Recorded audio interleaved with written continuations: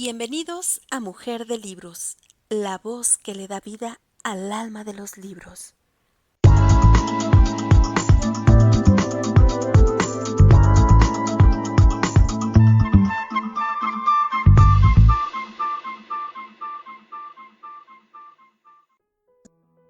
Bienvenidos a Café y Libros con Mujer de Libros. Y bueno, vamos a continuar con la lectura del libro Cómo suprimir las preocupaciones y disfrutar de la vida. Y bueno, quiero presentarme. Mi nombre es Patricia Mora y soy autora del libro Libérate del autosabotaje, desafía tus hábitos mentales y acelera tus metas. Y junto con el autor, poeta e ilustrador César González, Los horrores en el amor. Libros que puedes encontrar en la tienda de amazon.com. Y bueno, también quiero compartirles una noticia que me tiene sumamente feliz. Terminando este space, estamos ya por subir nuestro segundo libro, Cómo Write a Blog. Bienvenido, Dani. Bienvenido, César. Justo estaba dando aquí el alfa, como le llaman. Terminando este space, esta hora de lectura, vamos a ya enviar nuestro libro terminado del Cool Dog francés, tomo 1. Estamos muy contentos, la verdad que quedó hermoso. Bueno, no es porque lo hayamos hecho nosotros, pero la verdad nos ha encantado. El resultado ha sido, bueno, el proceso ha sido maravilloso. En lo personal lo he disfrutado mucho y bueno, ese es como el alfa. Terminando este space, continuamos. Ya, de hecho, muero de ganas de continuar, pero por acá andamos. Para evitar la preocupación de continuar con el libro, vamos a leer Cómo suprimir las preocupaciones y disfrutar de la vida. Por acá está César y Dani. Bienvenidos. No sé si alguien quiera saludar o algo así. Adelante, Dani. Bueno, aprovecho que todavía estamos poquitos en la sala mientras se reincorporan los compañeros y compañeras. Un abrazo para los dos. César, ¿cuánto tiempo? Pero bueno, no hemos podido hablar, pero bueno, nos vemos ahí en los Space. Un abrazo. Supongo que sigues con tu gran trabajo. Y bueno, pues muchas gracias a ti, Pati, por siempre darnos este ratito tan reconfortante y recuperar el alma, ¿no? Mediante pues la lectura, y de verdad que yo estoy disfrutando muchísimo y enhorabuena a los dos por el trabajo de que habéis podido ya editar el libro, y seguro que tenéis muchos éxitos porque aparte de merecerlo, pues sois grandes profesionales. Muchas gracias, Dani. Un placer escucharte. Adelante, César. Buena, mi bro, muchas gracias, Dani. Sí, pues hacía ratito que no hablábamos. Bueno, yo siempre estoy escuchando ahí cuando entra la Pati en los espacios de Coqui, te escucho. Me encanta cuando conversan. Yo, bueno, no soy muy bueno para conversar, pero escuchar me encanta ahí, pues, como que siempre nos sentimos en compañía. Pero bien, sí, contento ahora con esta otra parte del proceso del proyecto, ahí con esta historia que se viene. Y nada, a ver qué pasa, pues, de a poquito la aventura de la vida es así, pues, a hacer cosas y a ver cómo van funcionando, pero eso es lo entretenido, el mismo proceso, como decía la Pati, se disfruta. Y nada, gracias Dani, siempre, mi bro. Yo como te digo, siempre lo escucho, así que te encuentro súper cercano, mi compiba. Así que nada, y ahí bueno, hacer algún espacio también para compartir cosas de la vida nomás, pues no hablar tanto de Web3 ni de cripto, esos espacios son re entretenidos. Igual hacer así como de lo más cotidiano, de lo más simple de la misma experiencia. Pero igual, nada, los espacios cuando habla Alex también, cuánto uno aprende. Para mí igual un poco difícil todavía comprender tantas cosas de este mundo Web3, ¿verdad? Son harta idea y son tan abstractas las cosas en realidad, y todo tan cambiante siempre. Entonces como que mi mente igual se vuelve loquita, pero me gusta eso de que se pierda un poco la mente y se y salga más esa como intuición, esa parte intuitiva de, bueno, igual de la mano del conocimiento, obviamente, así, no como llegar y solamente lanzarse así con la intuición, no, para nada, simplemente que también tiene un factor de intuición este sistema, po. Eso me ha llamado mucho la atención porque nadie tiene la respuesta aquí al final, siempre se está aprendiendo algo nuevo y nada, súper entretenido. Un abrazo, Dani, me alargué un poquito y le dejo el espacio ahora a, a Pati con la hora de lectura, que también, gracias Patricia, porque igual es súper genial esto, disculpa la bocina, de poder tener una horita ahí de lectura y nutrirnos también. Eso, Dani, un abrazo, mi bro, y gracias, Patricia. Un abrazo para ti y por favor, Patricia, te escuchamos ya, no te quitamos más tiempo. No, no me quitan tiempo para nada, es un placer escucharlos. Gracias por estar acá, Dani. Y bueno, no quería dar tampoco el alfa, pero sí lo doy. Dani, pronto sabrás sobre el Cool Dog francés. Bueno, tú porque eres nuestro coleccionista, así que bueno, ahí vamos a estar en contacto contigo para darte las buenas nuevas. De verdad, estamos muy, muy contentos. Y sí, como dice Dale Carnegie, definitivamente crear, eh, no queda más que, no te da para preocuparte por otras cosas, es algo mágico, el permitirse crear, hacer, no, de verdad, cosas que antes les dabas importancia, tonterías, lo voy a decir así, tonterías, eh, de pronto ya no tienen cabida en tu vida porque toda tu concentración, energía está enfocado en un solo propósito. Así que totalmente de acuerdo con lo que dice Del Carnegie. Y bueno, por acá voy a enviar un saludo a Alfredo que se unió y me puso un comentario.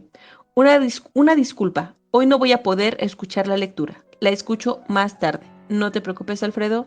Un saludo para ti, que te encuentres súper bien. Gracias porque siempre estás en los espacios y queda grabado, tal como tú lo mencionas. Así que vamos a dar inicio a esta lectura. Y vamos, esta es la 9ª sesión del libro Cómo suprimir las preocupaciones y disfrutar de la vida, de Dale Carnegie. Comenzamos con la hora de lectura. Sexta parte. ¿Cómo se evita que las críticas nos preocupen? Recordemos que nadie patea a un perro muerto. En 1929 se produjo un acontecimiento que causó sensación en todos los círculos docentes del país. Acudieron a observar el caso de Chicago sabios de toda Norteamérica. Unos cuantos años antes, un joven llamado Robert Hutchins había conseguido graduarse en la Universidad de Yale trabajando de mozo, leñador, preceptor y vendedor de ropas hechas. Ahora, 8 años después, iba a ser presidente de la 4ª universidad de Norteamérica en orden de ingresos, la Universidad de Chicago. Su edad, 30 años. Era increíble. Los viejos profesores movían la cabeza. Se multiplicaron las críticas acerca de este chico prodigio. Era esto y era lo otro, demasiado joven, demasiado inexperto, con ideas pedagógicas muy raras. Hasta los periódicos intervinieron en el ataque.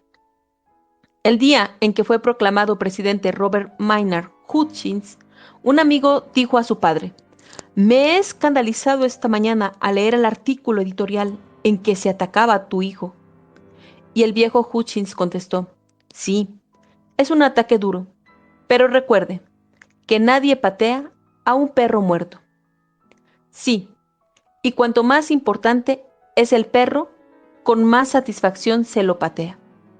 El príncipe de Gales, que posteriormente se convirtió en Eduardo VIII, comprobó esto por experiencia propia, en sus posaderas. Asistía entonces al colegio de Thurmond en el condado de Devon. Es un colegio que corresponde a la Academia Naval de Annapolis. El príncipe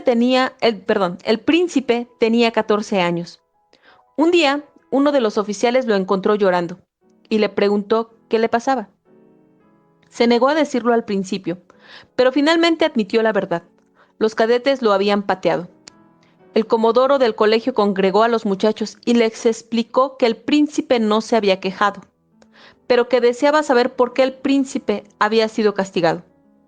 Después de muchas toses y rascaduras de cabeza, los cadetes confesaron que querían estar en condiciones de decir, cuando fueran oficiales de la Marina Real, que habían dado un puntapié al propio rey.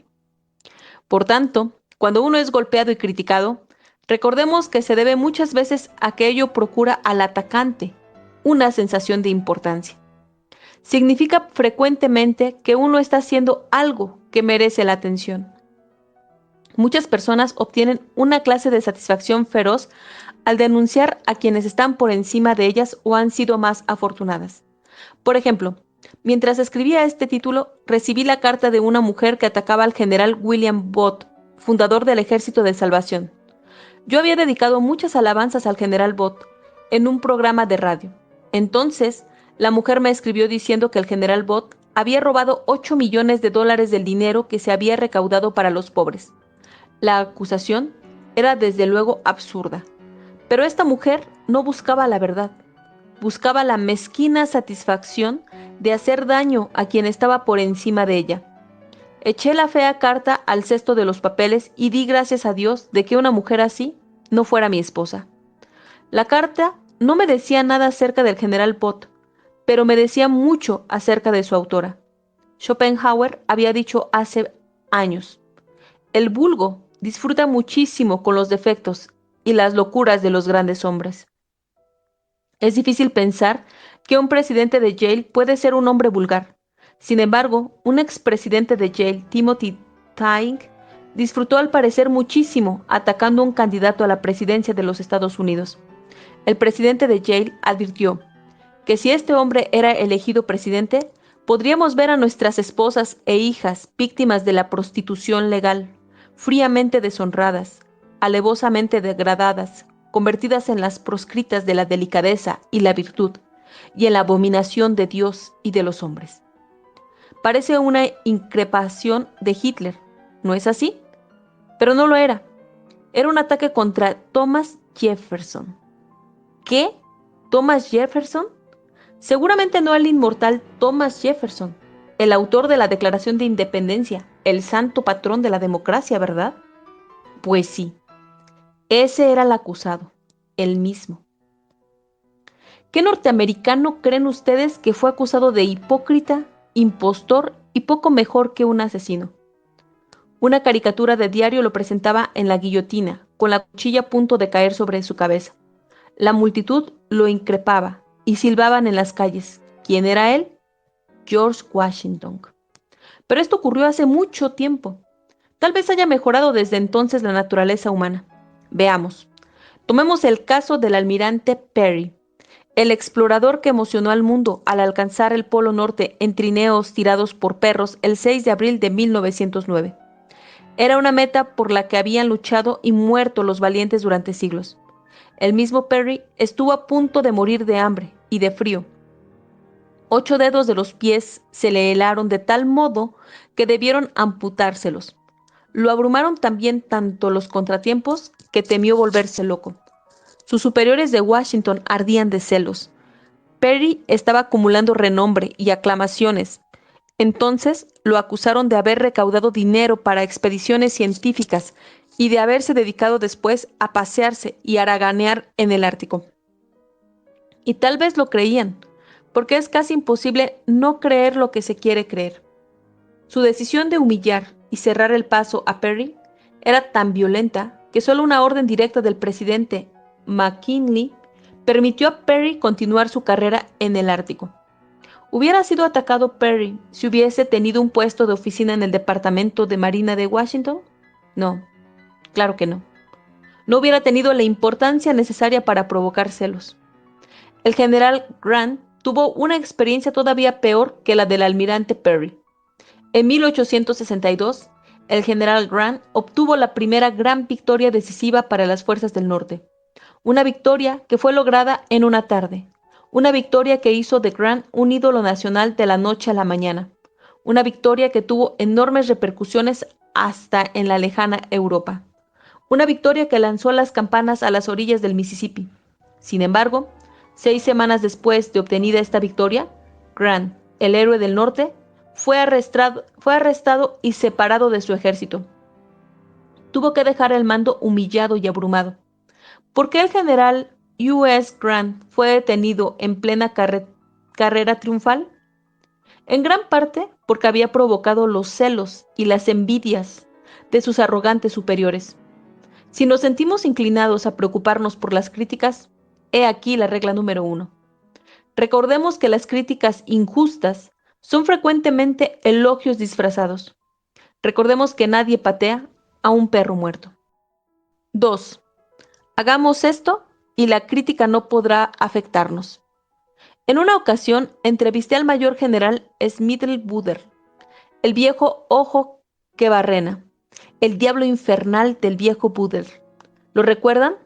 El más pintoresco y matasiete de los generales que hayan mandado a la infantería de marina de los Estados Unidos. Me dijo que, en su juventud, trataba desesperadamente de hacerse popular, de causar buena impresión en todo el mundo.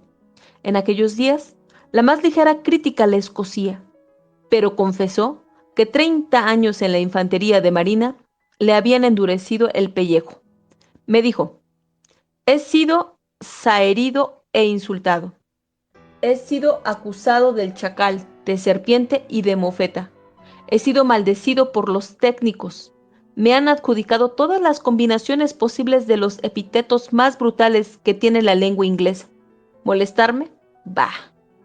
Cuando alguien me maltrata ahora de palabra, no me molesto ni en volver la cabeza para ver quién está hablando. Tal vez era demasiado indiferente a la crítica, el viejo ojo de barrena. Pero hay una cosa cierta. La mayoría de nosotros damos demasiada importancia a los pinchazos y picaduras. Recuerdo aquella vez, hace años, en que un periodista del neoyorquino diario Sun asistió a una demostración de mis clases para adultos y puso después en berlina a mi persona y mi trabajo. Me enfurecí. Lo tomé como un insulto personal. Telefoné a Jill Hodges, presidente del Consejo de Administración del Sun, y exigí prácticamente que publicara un artículo estableciendo los hechos y no poniéndome en ridículo. Estaba decidido a que el castigo se hallara a la altura del crimen. Me avergüenza mi proceder de entonces. Comprendo ahora que la mitad de las personas que compraron el periódico ni siquiera leyeron el artículo. Una mitad de las que lo leyeron lo consideraron como un motivo de inocente diversión. Y la mitad de los que se refocilaron con él lo olvidaron todo al cabo de unas cuantas semanas. Comprendo ahora que las personas no están pensando en usted o en mí y se cuidan muy poco de lo que digan de nosotros. Piensan en ellas antes del desayuno, después del desayuno y así sucesivamente hasta la medianoche. Se interesarán 1000 veces más en cualquier jaqueca suya que en la noticia de la muerte de usted o de la mía. Aunque seamos calumniados, ridiculizados, engañados, apuñalados por la espalda y traicionados por 1 de cada 6 de nuestros más íntimos amigos, no incurramos en una orgía de lamentaciones. En lugar de ello, recordemos que eso fue precisamente lo que le pasó a Jesús. Uno de sus 12 más íntimos amigos se convirtió en traidor por un gaje que equivaldría en nuestro moderno dinero a $19. Otro de sus 12 más íntimos amigos renegó de él abiertamente en los momentos de peligro y declaró 3 veces que ni siquiera conocía a Jesús. Lo hizo con juramento.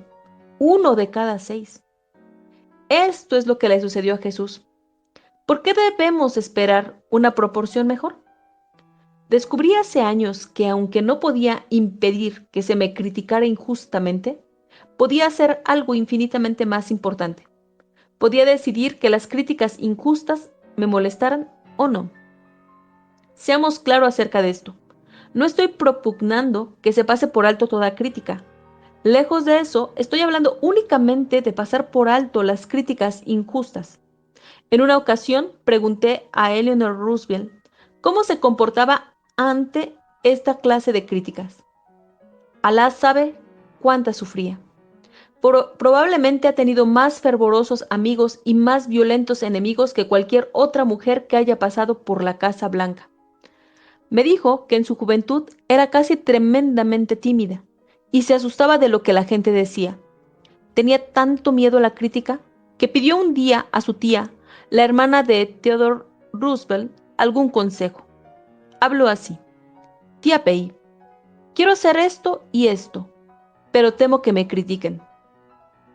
La hermana de Teddy Roosevelt la miró cara a cara y le dijo: Nunca debe importarte lo que la gente diga, siempre que sepas en el fondo de tu alma que tienes razón.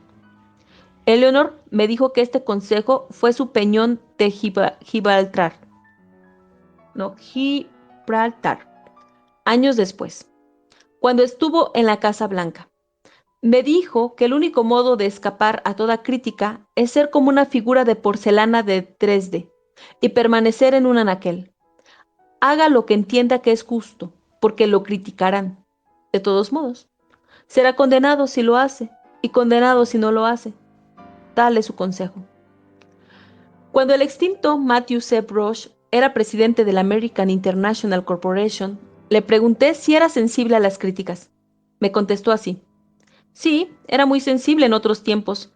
Tenía afán de que todos los empleados de la organización pensaran que era perfecto. Si no lo pensaban, me preocupaba. Trataba en primer lugar de agradar a la persona que me había atacado. Pero el mismo hecho de entenderme con ella ponía a otros fuera de sí. Después, cuando trataba de arreglar cuentas con esa misma persona, me creaba otro par de moscardones. Finalmente, llegué a la conclusión de que cuanto más trataba de pacificar los espíritus más enemigos, me creaba. Entonces me dije, si consigues ser más que los demás, serás criticado. Acostúmbrate, pues, a la idea. Esto me ayudó enormemente.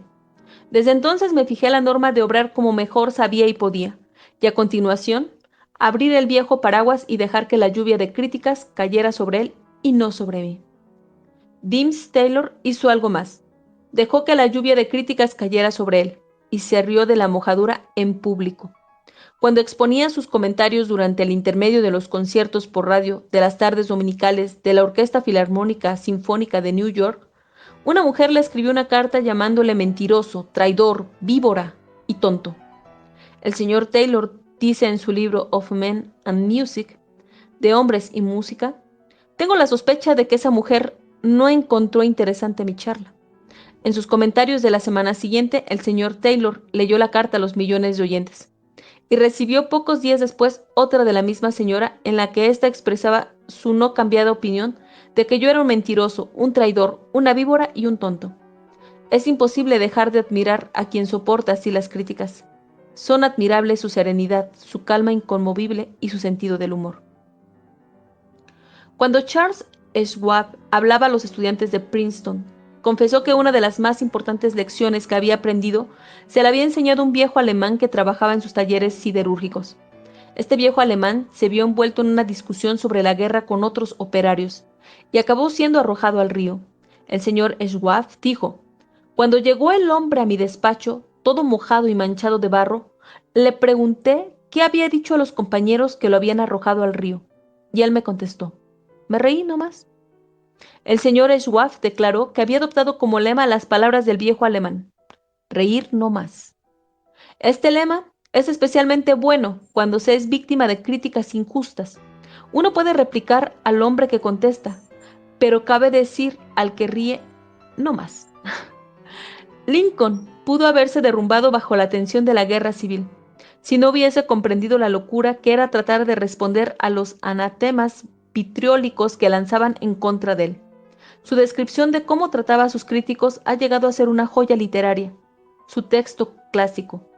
El general MacArthur tenía una copia de ese texto colgada sobre su escritorio durante la guerra, y Winston Churchill lo había enmarcado para colgarlo en una pared de su despacho en Shadwell. El texto dice, si hubiese tratado de leer, para no hablar de contestar, todas las críticas que me hicieron, esta tienda hubiera tenido que cerrarse para otro negocio cualquiera. Hago las cosas lo mejor que puedo, según mi leal saber y entender. Y pienso seguir con esta norma hasta el final. Si al final todo acaba bien, todo lo que se haya dicho contra mí, no importa. Y si todo acaba mal, 10 ángeles que juraban que yo tenía razón, no servirían de nada. Cuando seamos injustamente criticados, recordemos la regla número 2. Hagamos las cosas lo mejor que podamos. Y a continuación, abramos el viejo paraguas y procuremos que la lluvia de críticas no nos moje. 3. Tonterías que he cometido. Tengo en mi archivo privado una carpeta con el título TC, abreviatura de tonterías que he cometido. He puesto en esta carpeta constancias escritas de las tonterías de que soy culpable. En ocasiones suelo dictar estas constancias a mi secretaria, pero se trata a veces de cosas tan personales o tan estúpidas que me avergüenzo de dictarlas y las escribo a mano. Todavía recuerdo algunas de las críticas de Dale Carnegie que puse en mi carpeta TC hace 15 años. Si hubiera sido completamente honrado conmigo mismo, tendría ahora un archivo rebosante de estas constancias TC. En verdad, puedo repetir lo que el rey Saúl dijo hace 30 siglos. He sido un necio, y mis errores son innumerables. Cuando saco mis TC y releo las críticas que escribí de mí mismo, obtengo una gran ayuda para resolver el más difícil de mis problemas, la administración de Dale Carnegie. Antes creía que mis problemas se debían a los demás, pero a medida que fui acumulando años y sensatez, espero, descubrí que yo mismo era el único culpable de mis contratiempos. Son muchos los que han descubierto esto en el curso de los años. Solo yo, dijo Napoleón en Santa Elena, solo yo soy el culpable de mi caída. He sido mi peor enemigo, la causa de mi aciago destino. Permítanme que hable de un hombre que conocí y que era un artista en cuanto a autoevaluación y administración. Se llamaba H.P. Howell.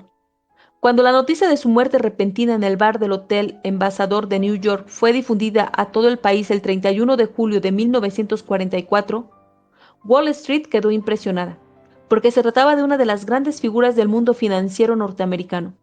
Howell era presidente del Commercial National Bank and Trust Company y directivo de varias empresas. Obtuvo en casa instrucción en su juventud. Se inició en la vida como mozo de un almacén rural y posteriormente se convirtió en gerente de créditos de la empresa de acero US Steel. Estaba ya en el camino que conduce a la altura y al poder. Cuando le pedí que me explicara las razones de sus triunfos, el señor Howell me dijo: durante años he llevado un cuaderno de notas en el que apuntaba todos mis compromisos para el día. Mi familia no cuenta conmigo para nada las noches de los sábados, porque sabe que dedico parte de esas horas a examinarme y a revisar y juzgar mi trabajo de la semana. Después de cenar, me retiro. Abro mi cuaderno y medito acerca de todas las entrevistas, los debates y las reuniones que he tenido desde el lunes por la mañana. Y me pregunto, ¿qué equivocaciones he cometido? ¿Qué cosas hice bien? ¿Y hasta qué punto pude mejorar mi actuación? ¿Qué lecciones puedo aprender de esta experiencia? En ocasiones, esta revisión semanal me hace muy desdichado. En otras, quedo aturdido ante mis garrafadas. Desde luego, a medida que los años pasaban, estas garrafadas se hacían menos frecuentes.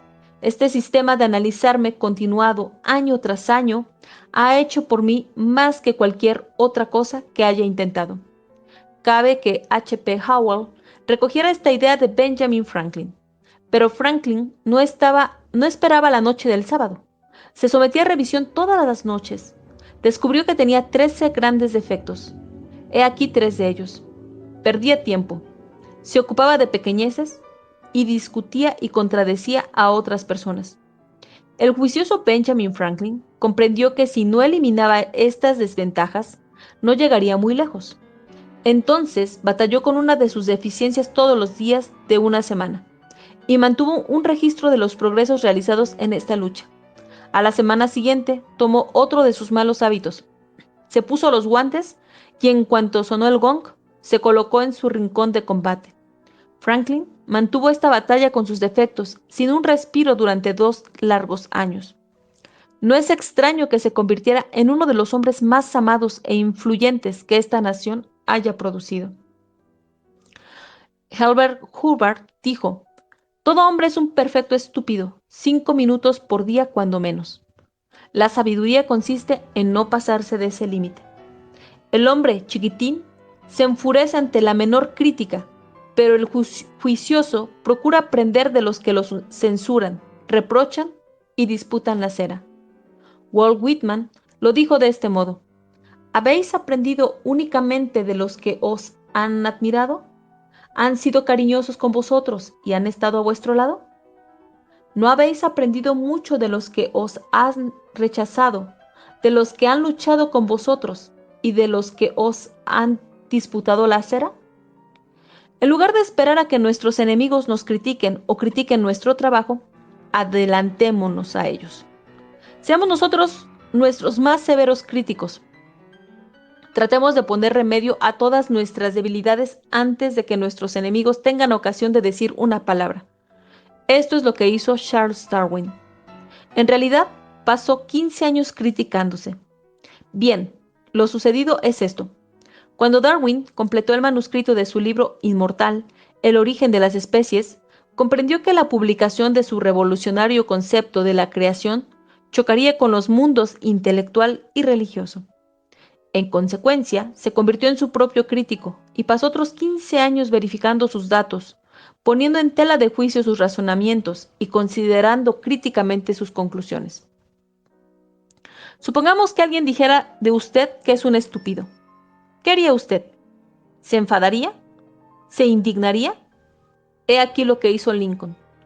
Edward M. Stanton, secretario de guerra de Lincoln, llamó a Lincoln estúpido en una ocasión. Stanton estaba furioso porque Lincoln se había metido en sus asuntos. Con el fin de dar satisfacción a un político egoísta, Lincoln había dado una orden transfiriendo determinados regimientos. Stanton no solamente se negó a cumplir la orden, sino que juró y perjuró que Lincoln era un estúpido por haber firmado una orden así. ¿Qué sucedió? Cuando dijeron a Lincoln lo que Stanton había dicho, el primero manifestó calmosamente: si Stanton ha dicho que soy un estúpido, debo serlo, porque casi siempre tiene razón. Voy a estudiar el asunto y verlo por mi cuenta. Lincoln fue a ver a Stanton. Este lo convenció de que la orden no era pertinente, y Lincoln la anuló. Lincoln aceptaba las críticas cuando comprendía que eran sinceras, fundadas en el saber y hechas con espíritu de colaboración. Usted y yo debemos también acoger bien esa clase de críticas, porque no podemos tener la pretensión de acertar más de 3 veces de cada 4. Por lo menos esto es todo lo que pretendía Theodore Roosevelt cuando estaba en la Casa Blanca. Einstein, el más profundo pensador de nuestros tiempos, confiesa que sus conclusiones son falsas el 99% de las veces. La Rochefoucauld dijo: las opiniones de nuestros enemigos se acercan más a la verdad en lo que respecta a nosotros que nuestras propias opiniones. Sé que esta declaración puede ser exacta muchas veces.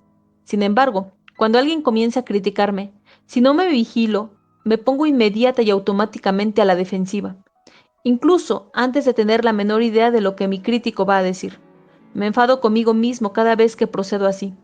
Todos nosotros tendemos a dolernos de la crítica y a aceptar las alabanzas con independencia de que una y otras estén o no justificadas. No somos seres de lógica, somos seres de emociones. Nuestra lógica es como un barquichuelo que navega en un sombrío y tempestuoso mar de emoción. Si oímos que alguien ha hablado mal de nosotros, no tratemos de defendernos. Todos los tontos hacen eso. Seamos originales, humildes y brillantes. Desconcertemos a nuestro crítico y cosechemos aplausos diciendo: si mi censurador supiera todas mis otras faltas, me hubiera criticado mucho más severamente. En anteriores capítulos he hablado acerca de lo que se debe hacer cuando se nos critica injustamente, pero he aquí otra idea. Cuando siente usted que se enfurece porque cree que se le condena injustamente, ¿por qué no hace una pausa y se dice: espera un momento, disto mucho de ser perfecto? Si Einstein admite que se equivoca el 99% de las veces, tal vez yo me equivoque el 80% por lo menos. Tal vez merezca esta crítica. Si es así, debería agradecerla y sacar de ella algún provecho. Charles Luckman, expresidente de la Pepsodent Company, gastaba $1 millón por año para poner a Bob Hope en la radio.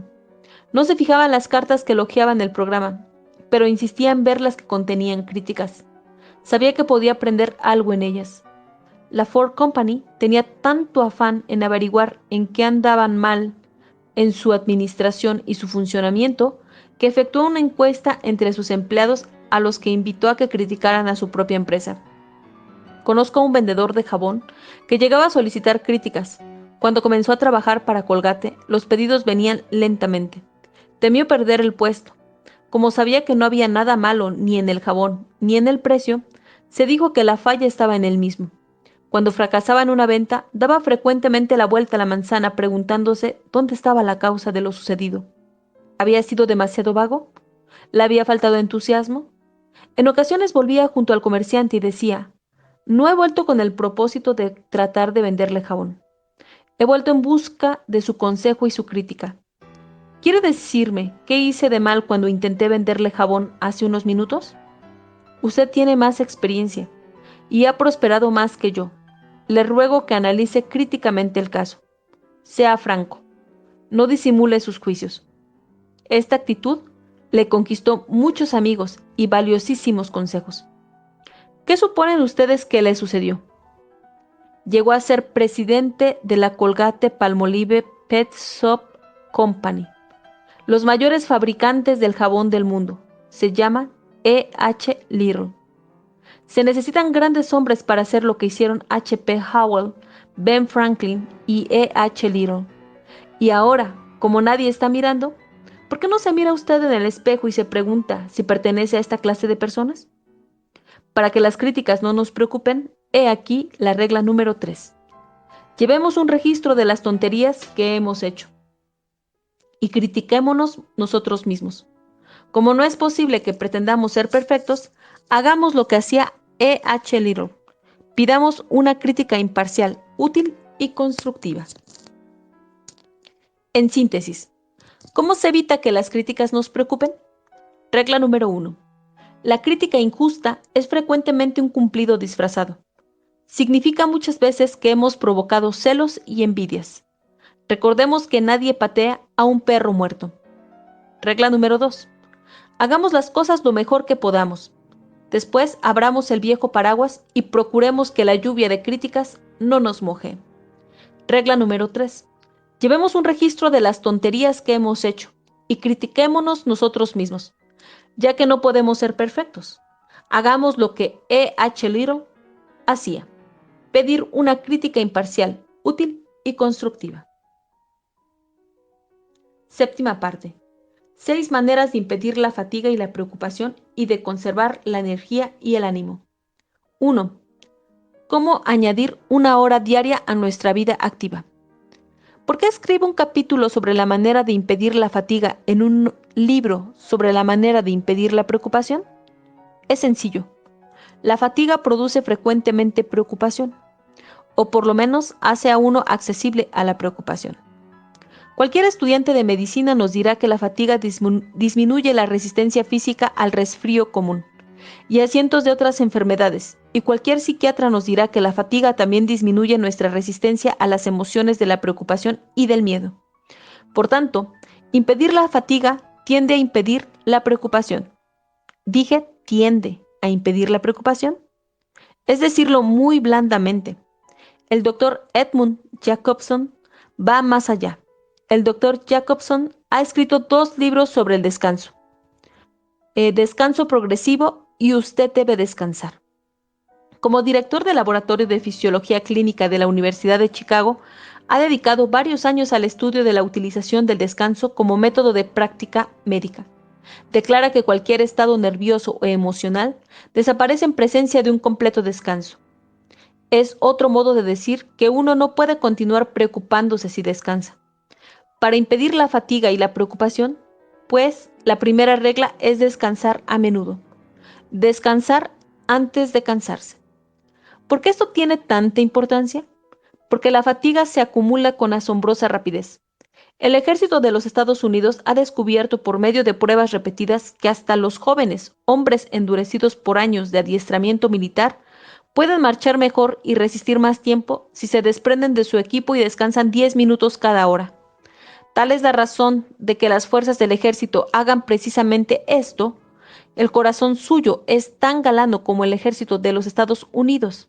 Envía cada día a través de su cuerpo la sangre suficiente para llenar un vagón cisterna del ferrocarril. Desarrolla al cabo de 24 horas la energía suficiente para llevar 20 toneladas de carbón a una plataforma situada a 1 metro de altura. Realiza esta increíble cantidad de trabajo durante 50, 70 o tal vez 90 años. ¿Cómo puede soportarlo? El doctor Walter B. Cannon, de la Escuela de Medicina de Harvard, explica. Dice así, la mayoría de las gentes creen que el corazón trabaja todo el tiempo. En realidad, hay un definido periodo de descanso después de cada contracción. Cuando late al moderado ritmo de 70 pulsaciones por minuto, el corazón trabaja en realidad únicamente 9 horas de cada 24, en conjunto. Sus periodos de descanso representan 15 horas diarias. Durante la Segunda Guerra Mundial, Winston Churchill, muy cerca de los 70 años de edad, pudo trabajar 16 horas diarias año tras año, dirigiendo los esfuerzos de guerra del Imperio Británico. Es una marca fenomenal. ¿Su secreto? Trabajaba en la cama cada mañana hasta las 11, leyendo informes, dictando órdenes, llamando por teléfono y celebrando importantes conferencias. Después de almorzar, volvía a la cama y echaba una siesta de 1 hora. Al anochecer, volvía a la cama una vez más y dormía 2 horas antes de cenar a las 8. No se curaba de la fatiga, no tenía motivos para curarse, la prevenía. Como descansaba frecuentemente, podía trabajar diariamente muy fresco y en condiciones hasta muy pasada la medianoche. El primer John D. Rockefeller consiguió 2 marcas extraordinarias. Acumuló la mayor fortuna que el mundo había conocido hasta entonces y vivió hasta los 98 años. ¿Cómo hizo esto? Desde luego, la principal razón estriba en que había recibido una herencia de longevidad. Otra razón consiste en que había adquirido la costumbre de echar una siesta de media hora en su despacho a mediodía. Se tendía en un canapé y ni el presidente de los Estados Unidos conseguía que John D. Rockefeller se pusiera al teléfono durante esa media hora. En su excelente libro Why Be Tired? ¿Para qué cansarnos? Daniel W. Jocelyn observa, descansar no consiste en no hacer absolutamente nada. Descansar es reparar. Hay tanto poder de reparación en un breve periodo de descanso que hasta un sueñecito de 5 minutos ayuda a impedir la fatiga. Connie Mack, el gran veterano de béisbol, me dijo que si no echaba una siesta de tarde antes de un partido, se sentía completamente fatigado para el quinto tiempo. Pero si dormía un poco, siquiera 5 minutos, resistía a los partidos más duros sin cansancio alguno. Cuando pregunté a Eleanor Roosevelt cómo pudo resistir tan recargado programa durante los 12 años en que estuvo en la Casa Blanca, me dijo que antes de acudir a una reunión o pronunciar un discurso, se acomodaba frecuentemente en una butaca o un sofá, cerraba los ojos y descansaba durante 20 minutos. Una vez entrevisté a Jenny Autry en su camerín del Madison Square Garden, donde era la principal atracción del Campeonato Mundial del Rodeo. Advertí que tenía allí un catre militar.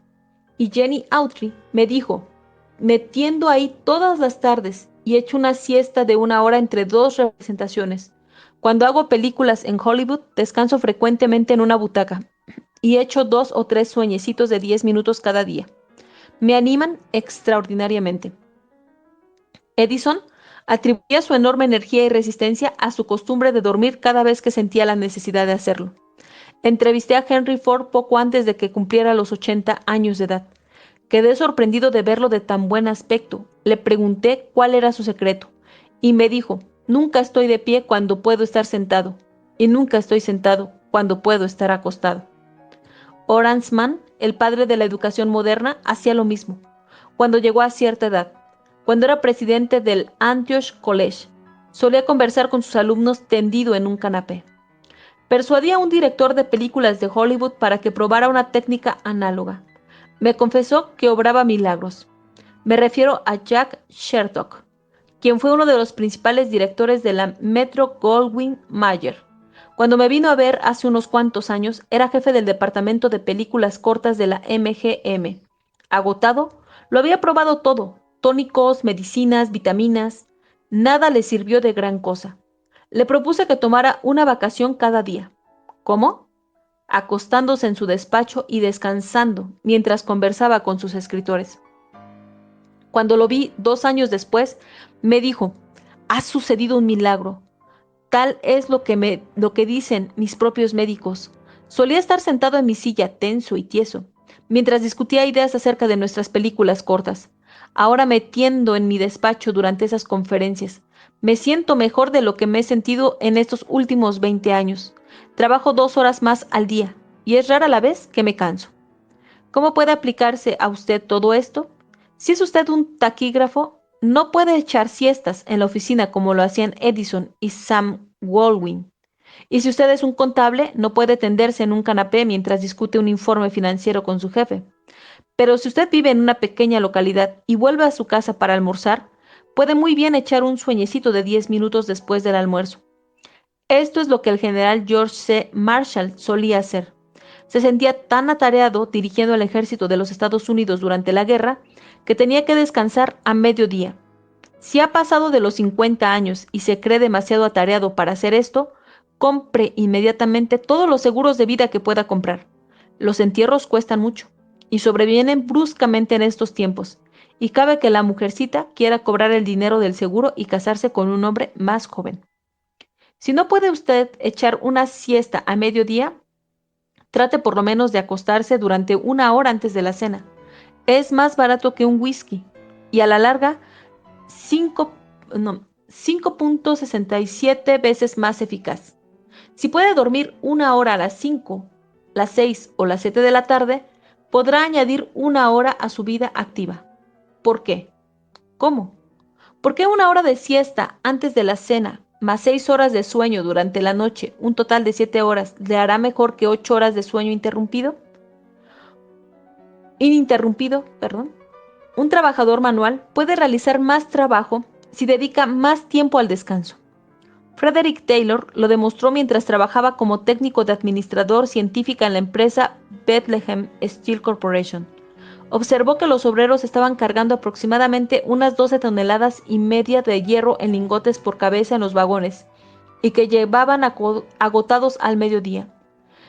Hizo un estudio científico de todos los factores de cansancio involucrados y declaró que esos hombres podían cargar no 12 toneladas y media por día, sino 47 toneladas.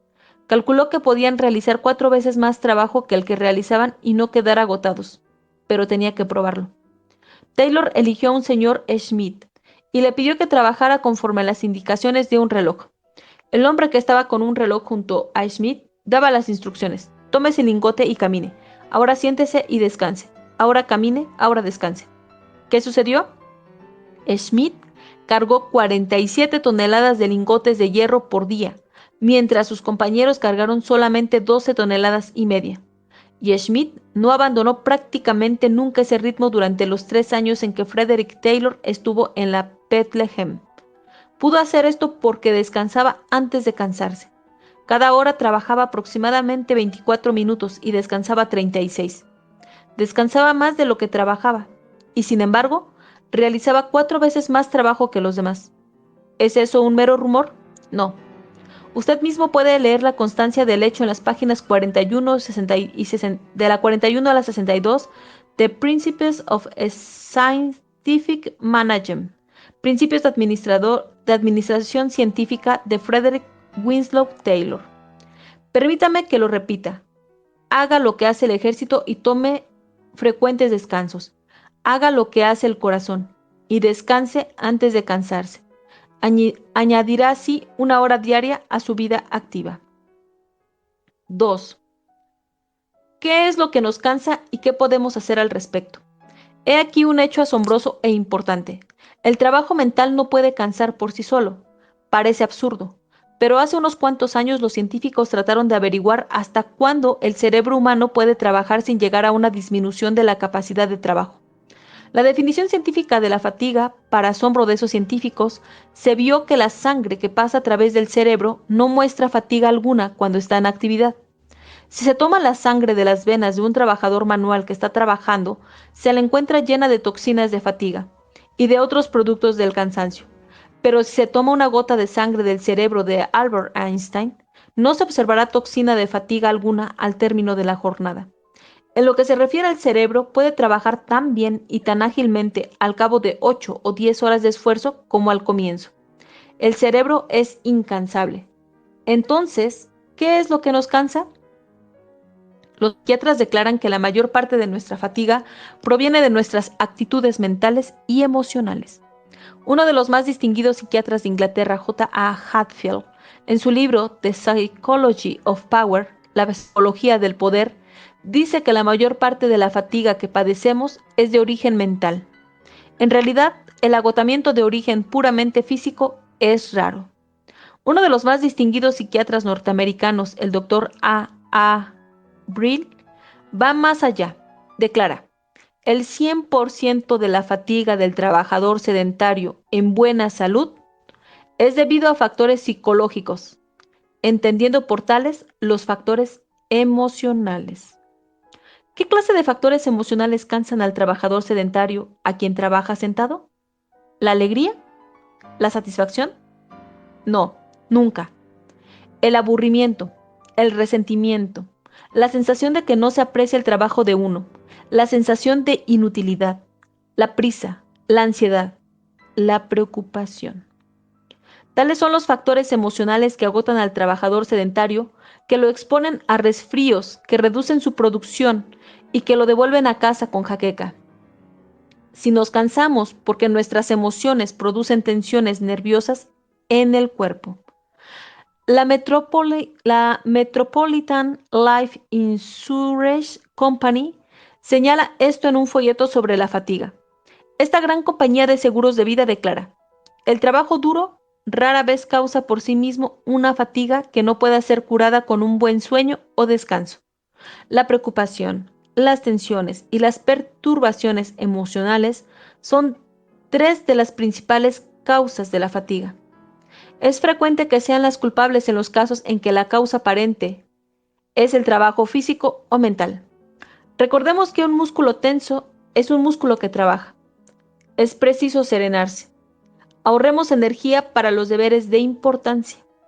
Deténgase usted ahora en este mismo instante y hágase un examen mientras lee estas líneas. ¿Tiene usted una expresión ceñuda? ¿Siente tensión entre los ojos? ¿Está usted cómodamente sentado en su asiento? ¿O tiene los hombros levantados? ¿Están tensos los músculos de su rostro? Si todo su cuerpo no se encuentra en el mismo abandono que una vieja muñeca de trapo, usted está produciendo en este instante tensiones nerviosas y tensiones musculares. Fíjese bien en esto. ¿Está usted produciendo tensiones nerviosas y fatiga nerviosa?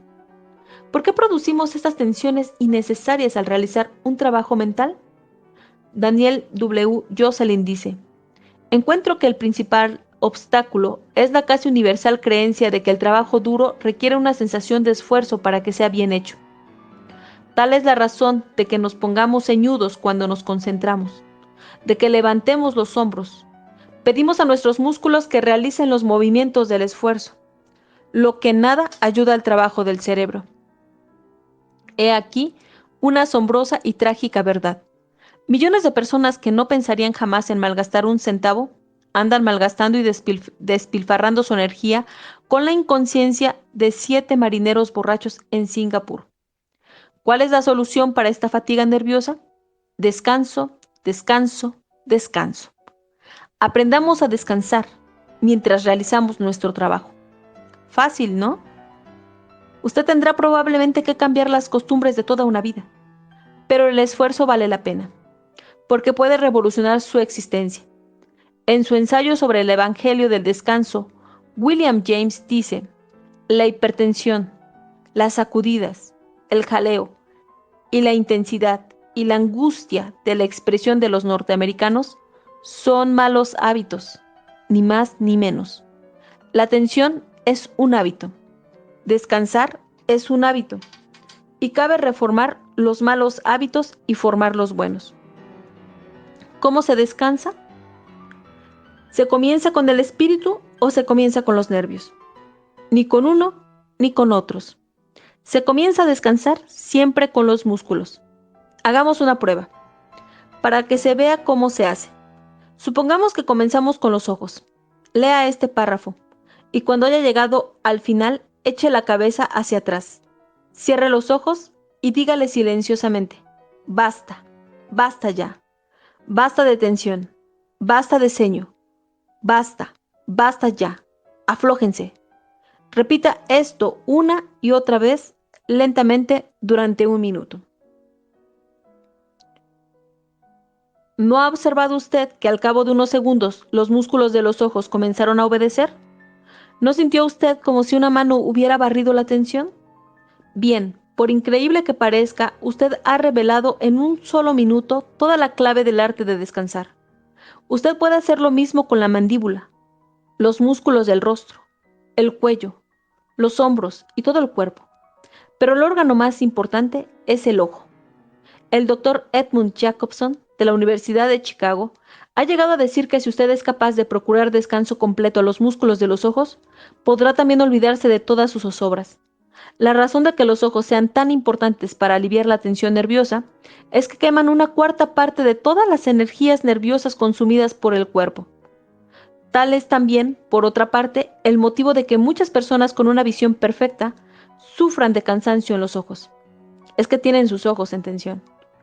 Vicky Baum, la famosa novelista, dice que cuando era niña conoció a un anciano que le enseñó una de las más importantes lecciones que aprendió en la vida.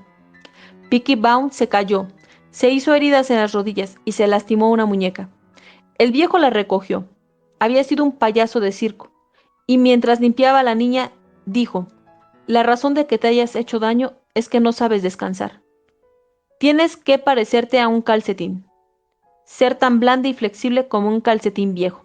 Ven, te enseñaré cómo se hace.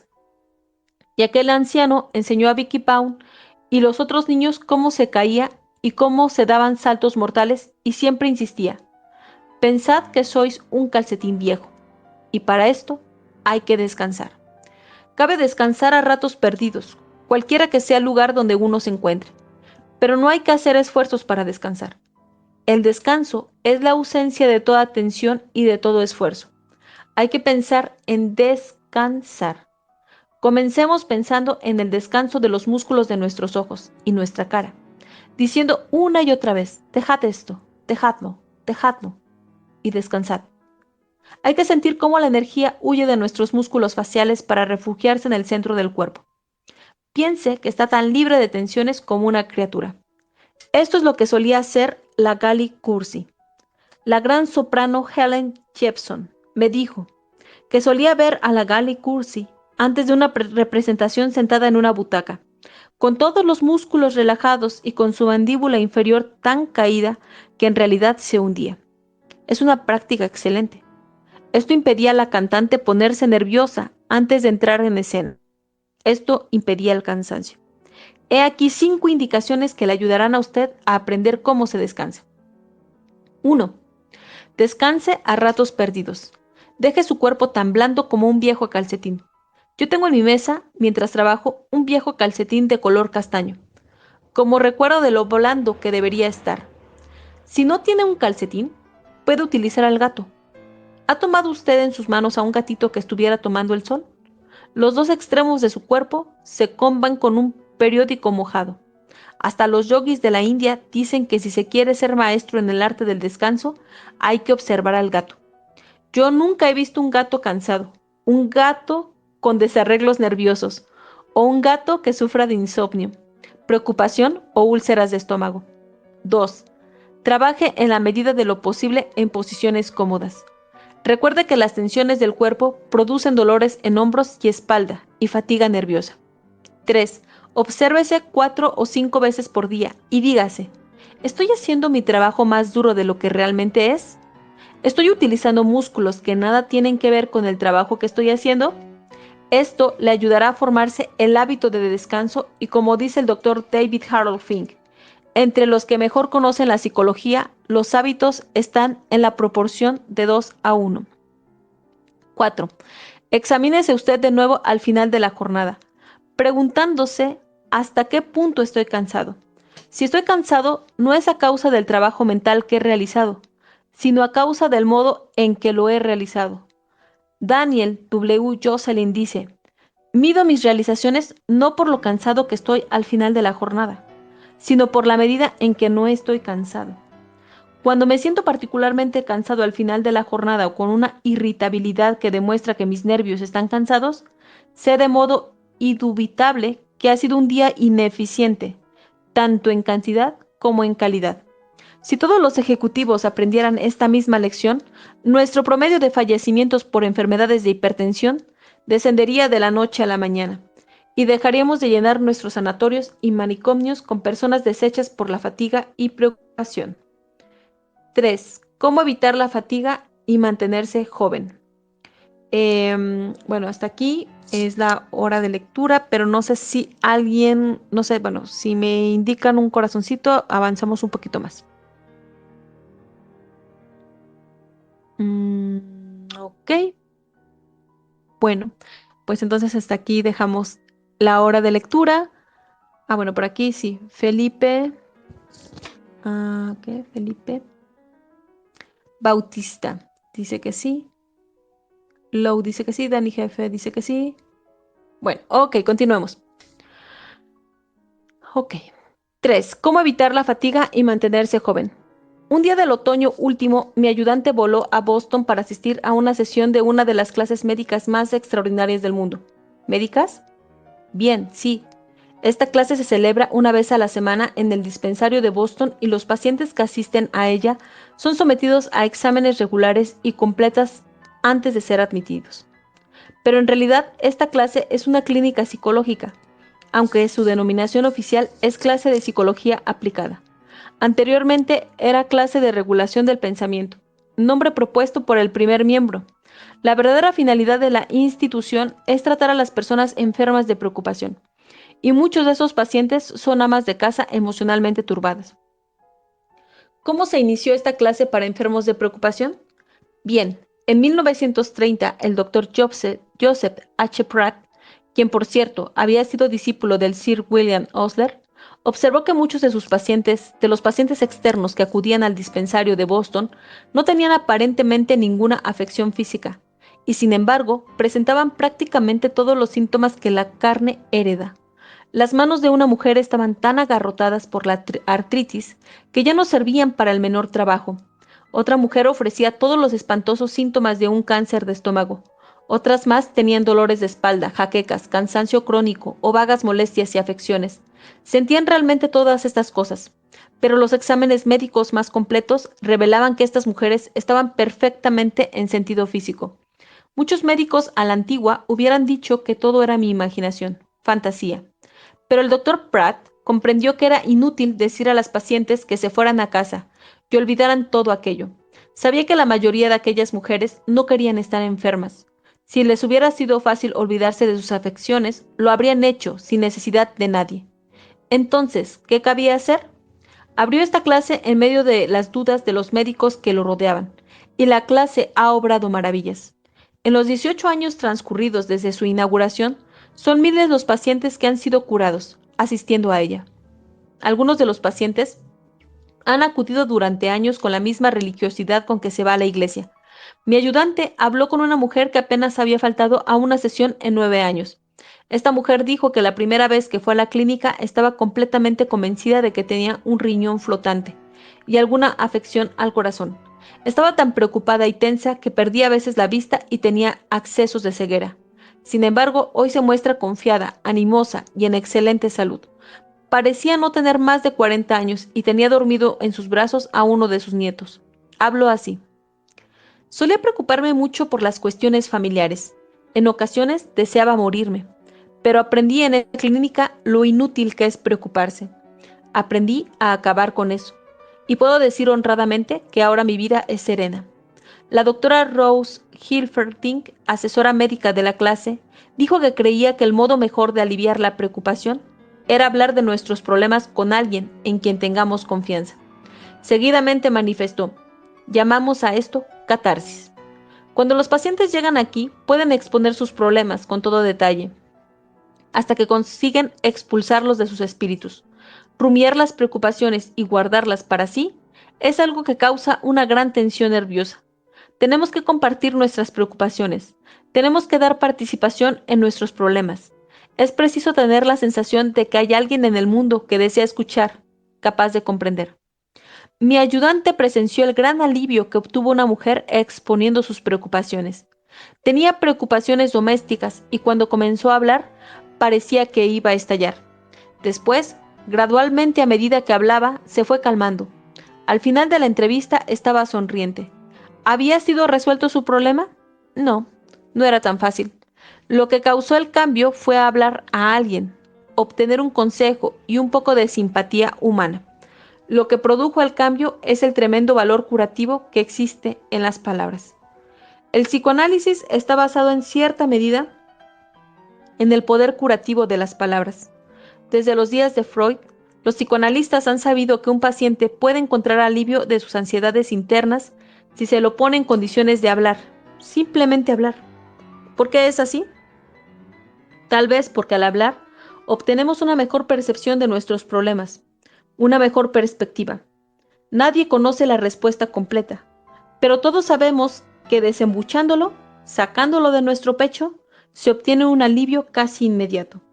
Si es así, ¿por qué la próxima vez que tengamos un problema emocional no buscamos a alguien con quien hablar del asunto?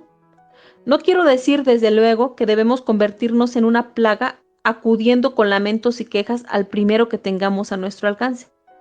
Decidamos qué persona merece nuestra confianza absoluta y pidámosle una entrevista.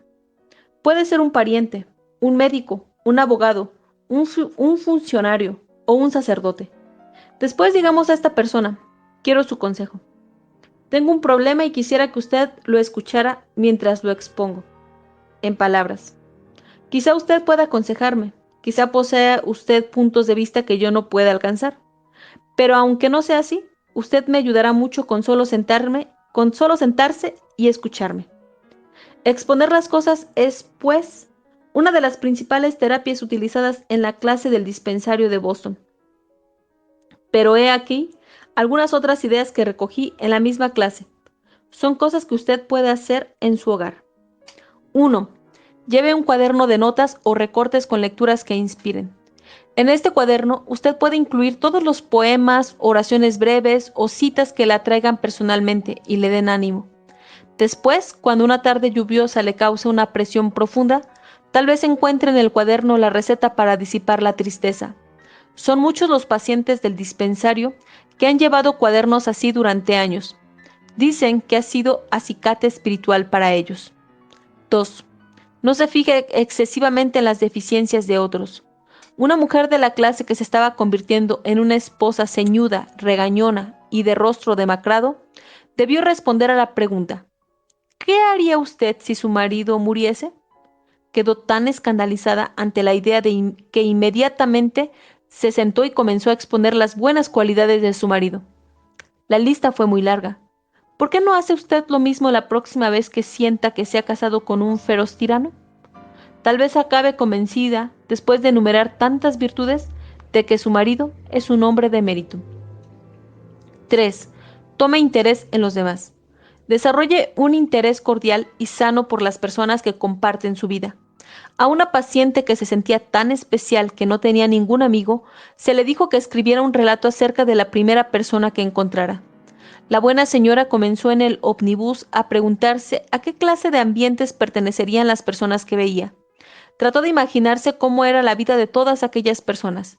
Lo cierto es que se vio enseguida hablando con toda clase de gentes, y que ahora es una mujer feliz, activa y abierta, curada de todos sus dolores. 4.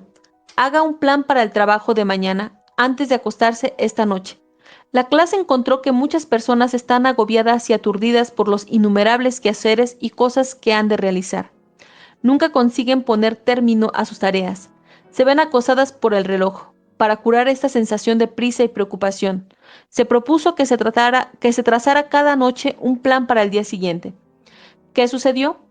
Más trabajo realizado, menos fatiga, una sensación de orgullo y realización, y tiempo sobrante para descansar y divertirse. 5.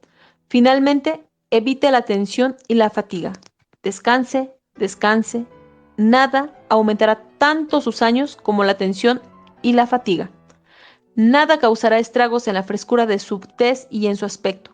Mi ayudante permaneció 1 hora en la clase de regulación del pensamiento en Boston, mientras el director, el profesor Paul E. Johnson, exponía muchos de los principios que hemos estudiado en el anterior capítulo sobre las normas del descanso. Al cabo de 10 minutos de ejercicios de reposo, mi ayudante, del mismo modo que los demás, estaba casi dormida, muy derecha en su silla. ¿Por qué se insiste tanto en el descanso físico? Porque la clínica sabe, como los demás médicos, que para librar a una persona de sus preocupaciones es preciso hacerle descansar. Si usted debe descansar, aunque parezca extraño, el duro piso es mejor para relajarse que un mueble colchón. Proporciona más resistencia. Es bueno para la columna vertebral. Y bien, he aquí algunos ejercicios que puede hacer en su casa. Pruébelos durante una semana y vea el efecto de los mismos en su aspecto y su estado de ánimo. A. Tiendas en el piso siempre que se sienta cansado. Estírese, sí, todo lo que pueda. Ruede sobre sí mismo, si lo desea. Haga esto 2 veces al día. B. Cierre los ojos. Trata de decir como el profesor Johnson recomienda, algo parecido a esto. El sol brilla allí arriba. El cielo está azul y esplendoroso. La naturaleza está en calma e impera en el mundo. Y yo, como hijo de la naturaleza, estoy a tono con el universo. O todavía, mejor, rece. C. Si usted no puede tenderse porque el asado está en el horno y no tiene tiempo, puede obtener casi los mismos efectos sentándose en una silla. Una silla dura y derecha es lo mejor para descansar. Siéntese muy tieso como una estatua egipcia y deje que las manos descansen palmas abajo, en lo alto de los músculos. D. Ahora, lentamente ponga tensos los dedos de los pies y seguidamente aflójelos. Ponga tensos los músculos de las piernas y seguidamente aflójelos. Haga esto lentamente hacia arriba con todos los músculos del cuerpo, hasta llegar al cuello. Después, haga que la cabeza gire pesadamente como si fuera una pelota de fútbol.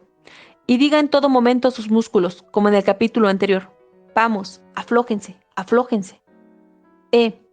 Calme sus nervios con una respiración lenta y profunda. Respire desde lo más hondo. Los yogis de la India tenían razón. La respiración rítmica es uno de los mejores métodos que se hayan ideado para calmar los nervios. F. Piense en las arrugas y pliegues de su cara y elimínelos. Afloje ese ceño de preocupación que siente entre las cejas y los pliegues de las comisuras de los labios. Haga esto 2 veces al día y tal vez no necesite ir a un consultorio de belleza para que le den un masaje. Tal vez desaparezca todo eso, de dentro a fuera. Y continúa el 4. 4 buenos hábitos de trabajo que le ayudarán a evitar la fatiga y la preocupación. Y bueno, ahora sí, hasta aquí vamos a dejar la hora de lectura de cómo suprimir las preocupaciones y disfrutar de la vida con Dale Carnegie. Queda grabado el space para que lo escuchen. Esta es la 9ª sesión de lectura de cómo suprimir las preocupaciones y disfrutar de la vida. Es decir, que llevamos al menos 9 horas de lectura de este libro, lo cual me parece poco para todo lo que nos ha aportado. Vamos a la página 186 de 269. Así que yo creo que todavía nos falta unas horas más de lectura. Yo espero que hayan disfrutado esta sesión. Por acá quiero saludar a César, Dani, Lou, Coquis, Reina, Leo, Zoe y Felipe Bautista Uribe. Muchísimas gracias por estar acá. Si tienen algún comentario de la lectura, pueden solicitar el micro. Recuerden que hoy nos dieron el consejo de que hablar puede disminuir también las preocupaciones. No, de verdad, si necesitan comentar algo, aportar sobre el tema o simplemente, eh, bueno, si nadie tiene algo que comentar, pues iremos cerrando el space. Pero bueno, por el momento, a ver, por acá tenemos un request de Felipe Bautista Uribe. Bienvenido, Felipe, ¿cómo estás? Hola, Hola, Felipe, hola, ¿cómo hola, estás? buenas tardes. Qué gusto escucharte, qué gusto escuchar la lectura. Eh, Tiene poco que te sigo. Me encanta tu forma de leer, de transmitir la palabra. Te escuché Ya te había escuchado varias veces, pero la última vez que te escuché fue el día del temblor. Estás hablando de un tema muy interesante, de un libro muy bueno. Me quedé escuchando la grabación que después busqué y no encontré. Entonces, me encanta escuchar la parte de tu hora de lectura, y pues cuando se pueda y cuando te encuentre, porque de repente te busco, no sé cuándo sean los días que estás en el espacio, pero siempre te ando buscando y siempre te sigo cuando te encuentro. Muchas gracias, felicidades por estos espacios tan interesantes que haces. Muchas gracias, Felipe Bautista. Bueno, mira, te cuento. Tengo un canal en YouTube, bueno, lo puedes buscar como youtube.com/Mujer de Libros. Ahí vas a poder encontrar El sutil arte que casi todo te importa una mierda, que ese es el libro número 12 que leímos en este space. Ya se encuentran se encuentran todas las lecturas. Fueron 6 horas, bueno, un poco más de 6 horas de ese libro. Ahí lo puedes encontrar. O también lo puedes buscar en Spotify, en iTunes o en iVoox. También como Mujer de Libros. En todos esos medios pueden encontrar, bueno, no solo Felipe, sino también todos los que se encuentran aquí en el space y las personas que se encuentran escuchando. Lo mismo voy a hacer con este libro de cómo suprimir las preocupaciones y disfrutar de la vida. Solo que justamente al inicio de este space les compartía que hemos estado trabajando arduamente en que sería nuestro segundo libro como la empresa creativa que es Write and Love, que es el Cool Dog francés, tomo 1. Entonces ha sido una semana un poco pesada. Entonces cuando termine con todo el trabajo del libro, del Cool Dog francés que van a poder encontrar en Amazon, es un libro para colorear dirigido a niños. Bueno, y también para adultos, si también quieren, si les gusta relajarse coloreando, luego también lo pueden disponer. Es una historia bastante divertida que va más que nada enfocada a despertar esa conciencia en cuanto a los animalitos de compañía como un miembro más de la familia. Y en cuanto terminemos este trabajo, me voy a dedicar justamente a descargar los audios de Twitter, editarlos y subirlos a todas las plataformas. Entonces, un poquito de paciencia y si no, pueden encontrar justamente los espacios grabados en mi perfil, aunque sí es un poquito más complicado dentro de Twitter, ¿no? Porque en Twitter queda grabado y hay que estar como, efectivamente, tienes razón, Felipe. Este libro de cómo suprimir las preocupaciones y disfrutar de la vida fue el día del temblor. Así que yo creo que me escuchaste cuando dije, está temblando, permítame un momento. Comenzamos el 19 de septiembre y, bueno, así desde el 19 de septiembre pueden ir viendo los espacios grabados. Pero creo que es más sencillo dirigirse al canal de YouTube youtube.com/Mujer de Libros, o en Spotify o en iTunes o en iVoox, buscar Mujer de Libros y ahí van a encontrar en orden el libro anterior. Este es el libro número 13 que leemos en este space.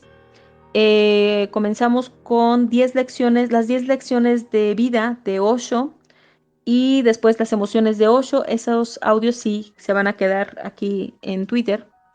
Y Felipe, pues prácticamente todos los días, de lunes a sábado, hago la hora de lectura. Procuro que sea a la 1 de la tarde, tiempo Ciudad de México, pero a veces sí tengo por ahí, no sé, que tengo que salir o tengo por ahí un pendiente, entonces procuro apurarme lo más que pueda para estar aquí a la 1 de la tarde. Y si no, pues yo pongo un tweet en el que les digo, hoy la hora de lectura pues tendrá una hora indefinida, ¿no? Pero bueno, eso, Felipe, espero haberte contestado las preguntas y te agradezco infinitamente que estés por acá. Gracias por tu presencia y gracias también a todos los que están aquí en la sala por escuchar, por permitirse escuchar.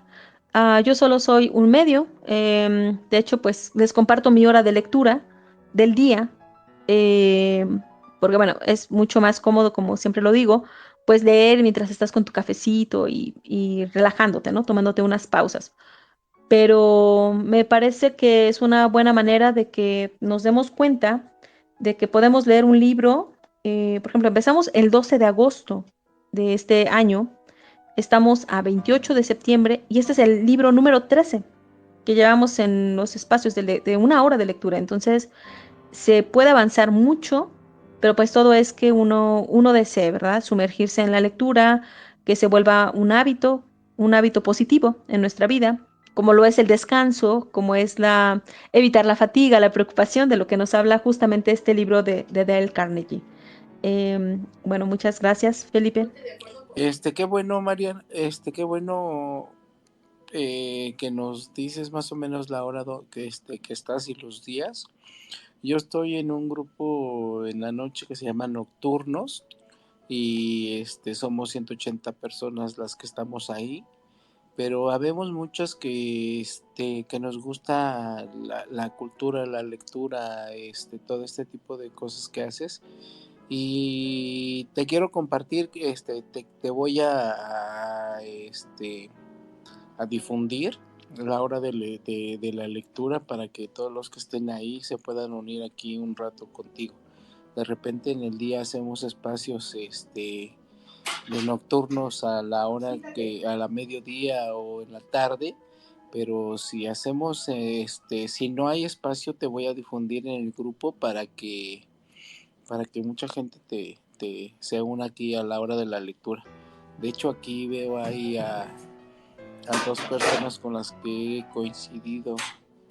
A Dani jefe ha estado ahí con nosotros, a Coquis.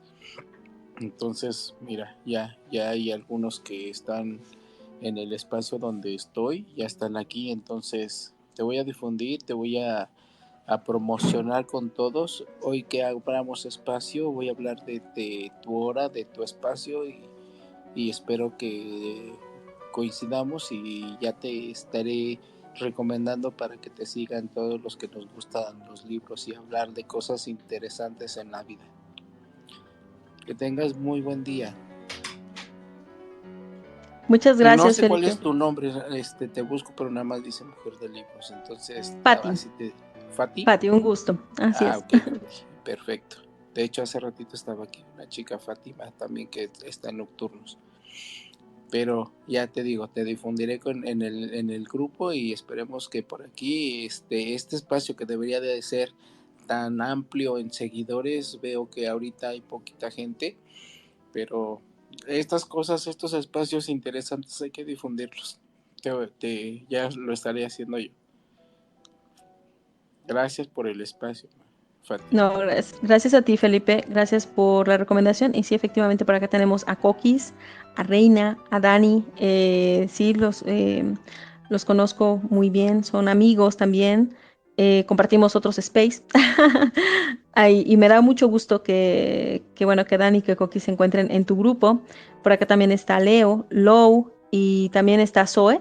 Zoe, que nos hace... Ay, Zoe, hoy sí nos has estado escuchando mucho en el día, primero con buenas vibras y ahora aquí con la hora de lectura.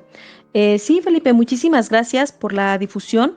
Y bueno, en caso de que tus compañeros no puedan estar en el espacio, o sea, en la hora de lectura, bueno, pues pueden escucharlo, como te comento, en YouTube, youtube.com/Mujer de Libros, y ahí voy a estar colocando yo los space. Así que muchísimas gracias, gracias a todos. Si alguien más quiere sumar alguna aportación, es más que bienvenida, y si no, pues vamos cerrando el space.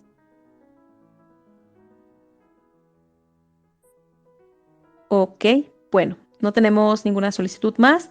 Les agradezco a cada uno de ustedes por tomarse el tiempo de escuchar esta hora de lectura. Y bueno, más que escuchar, pues poner aunque sea un consejo de lo que nos dio hoy Dale Carnegie en práctica. Creo que los consejos que hoy nos reveló son muy, muy valiosos. Y bueno, a mí me encantó eso de cerrar los ojos. Y quería hacerlo justamente, pero dije, bueno, es un minuto, mejor continuamos con la lectura.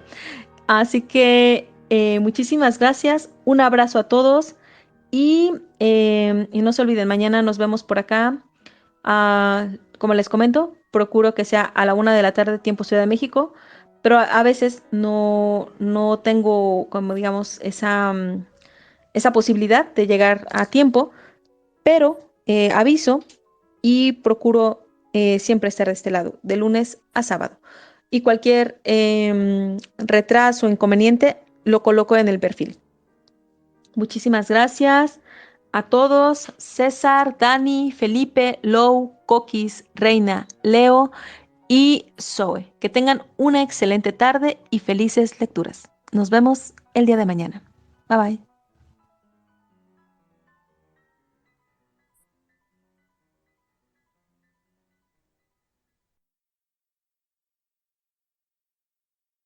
Gracias por escucharme. Te espero en el siguiente episodio. Sígueme en redes sociales como Mujer de Libros, Twitter, Facebook e Instagram.